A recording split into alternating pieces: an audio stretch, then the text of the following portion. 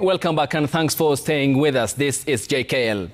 The National Treasury is set to spend over 4.2 trillion Kenya shillings in the financial year 2025 and 26, an amount that the National Treasury aims to finance through debt, ordinary revenue and grants, as well as from the fees charged for government services and borrowing, both domestic and external. But just hours before the budget is presented to Parliament, Jimmy Mbogo spoke to a financial analyst for an inside look at what the options are for the government and what this will have as a consequence for employment to finance the budget on the back of revenue underperformance. Obi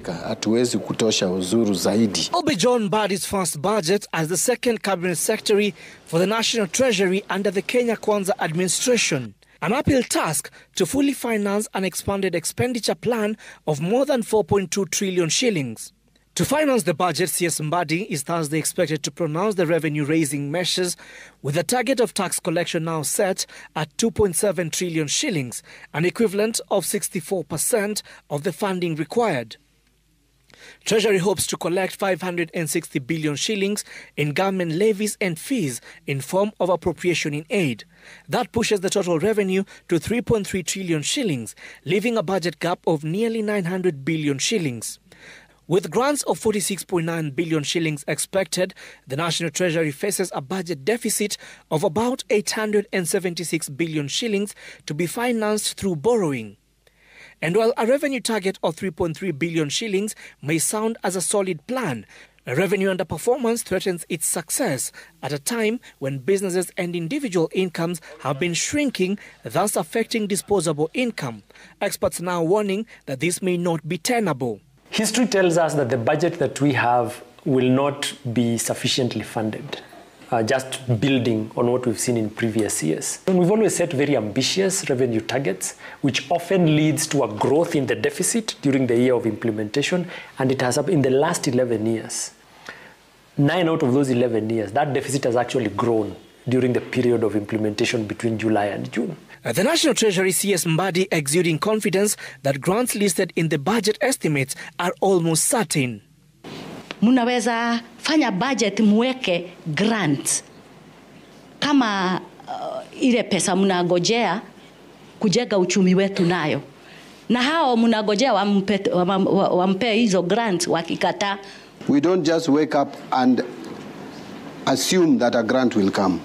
These grants are negotiated, and by the way, the grants are just elements of the funding.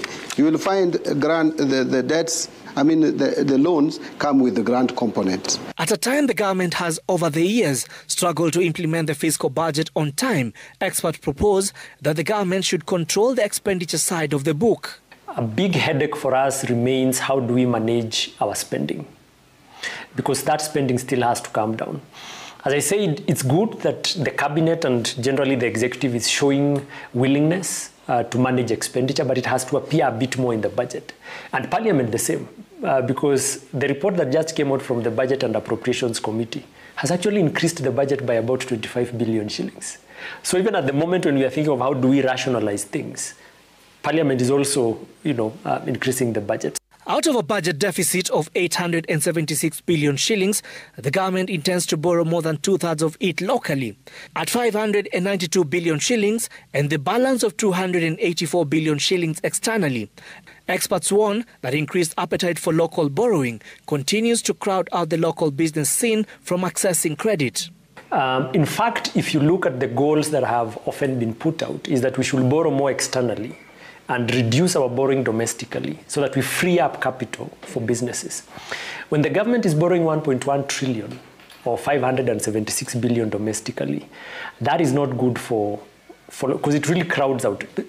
Banks and lenders will always go to government. And with the central bank consistently lowering the cost of borrowing to single digits, experts observe that while this may look attractive to the private sector, it may as well serve the interests of the government, who now have an opportunity to borrow more locally at cheaper rates.